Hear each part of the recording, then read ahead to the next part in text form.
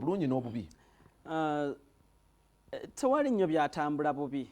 Tewali nnyo. Mpozi abantu kye bacomplaininga mu kyali kimu nti bakola omulyango gumu oguyingiza abantu bonna.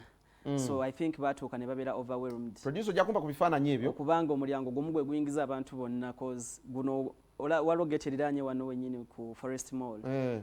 So yali yingiza abantu bonna bonna. Gitera kubeera emyeka? Gitera kubeera ebiri n'obagabanyamu. Aba VIP ne babeera side yaabwe n'aba ordinary ne babeera side yaabwe. Naye okuddira abantu bonna concert ng'eya Lutalo oba osubira abantu bangi. Okubateeka bonna ate ne class wise abantu abamu tebaagala nti nze abayagala bamulabe ku mulyango gwa VIP.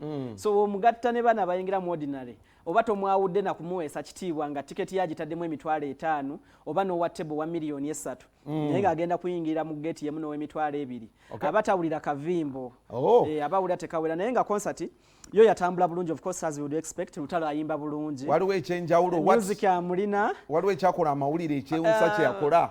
Tewali nnyo mpozera Spice Diana ye muyimbi yalinga yabba ku show baonaga nti twagende wa Jostede Cats ne Gundi ne Narian Skin ne babba show ne gwanga toyogera na ku Jostede nayo yogera ku kulwana kwani kwa Cats ne Alien Skin kwa Cats ne so ne wano etwali Spice Diana yabba amawulire this time around ng'ekitali eri wa Jostede nti bali bagabba mu bubi mu kulwana ono yagabba mu bulungi najjaawo ne basooka bewaanawaanamu ne Lutalo ennaku zino sibategeera kuba before that concert waliwo gye baali eyo ndooza show yali ya Spice Diana nga bali eside z'ekawempe if I'm not mistaken era Lutalo najja ne bewaanawaanamu ne bewaakaperaperamu awo ne Spice bwe beewaana bulayini tamutugire ku muntu we so ne luno wekyali Lutalo mu bantu bonna abayimbi bonna n'ab'ebitiibwa bonna abaaliwo ku show yakoolayo Spice Diana najja ku stage yali tazze kuyimba. What Lutalo singing is not a problem because ayimba fenna tukimanyi. So on a show like that what exactly do you expect? Artists giving us value for money because nze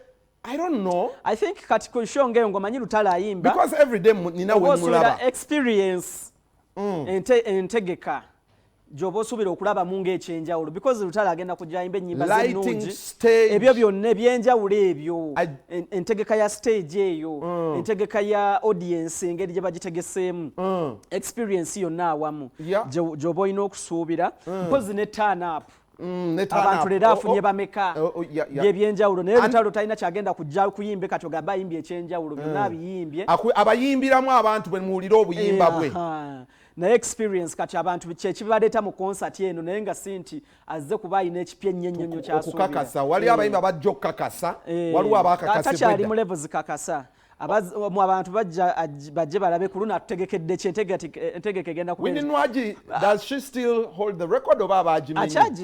akyagirina kyokamba Nwagi gunti yamusinze Lutalo teyamusinze Nwagi yakikuba nnyo naye nga ne Lutalo abantu yabafuna Lutalo stage yali ere wali ya Nwagi wali side wali so okay eya shell so abantu bajja mpolamu omutima ne gusooka gunkuba Lutalo yagenda okutuuka ku stage nga kakyabulamuko katono naye yagenda okumalako session yesooka nga ekisaawe kikubyeko munaye nga bolaba abantu nga mobilizing nga ku musho ezimu ne tulaba we baleeta taxes z'obwerere ndowooza ensonga lwaki bajja leeti kuba bataxes z'obwerere saa mwenda baba batuuse dda nga wajjudde naye bano sinsi bo baali bagenda sasula zaabwe nga si baasi bajja mpolampola on pace omanyi baasi baba gatusimbula saawa 2 ez'okumakya so zigenda okwera 7 nga batuuse. Lutalo abadde ku Africana until he decided to do cricket over. No, cricket over yali yagikola kodda. This was the 3rd time ng'akola cricket over. Akyetaaga okudda ku Africana in the future because over this should be now his destined ground. Na Africana si ntono. Na Africana si ntono. Naye I think omuyimbi ne management ye batuula ne balaba enteekateeka nga bwe bajagala ebeere kuba of course cricket over ya bbeeyi kuki ku Africana so kisinzira ku budget eriwo bwoba budget weeri nga n'abantu osuubira bangi nga luyimba lunene omanyi abantu bagenda kujja bangi of course osobola kuteeka ku Africana wayinza okuba wafundamukko waliwo ababadde before that show ababadde beesunga ababadde okay byabatu tugenda bituukako naye abantu balaba yabafuna Lutalo abantu baaliwo Shakira yegumbulidde omuze okwekulukunyanga ku Lutalo ku buli show. Ayina oluyimba lwe bakuba oluyimba olunyuma. Oluyimba lwakwekulukunya ku munno. Which is not a problem. Ne Lutalo abyagala. He's not as innocent as you think. Abaddukawo. Ka silent killer.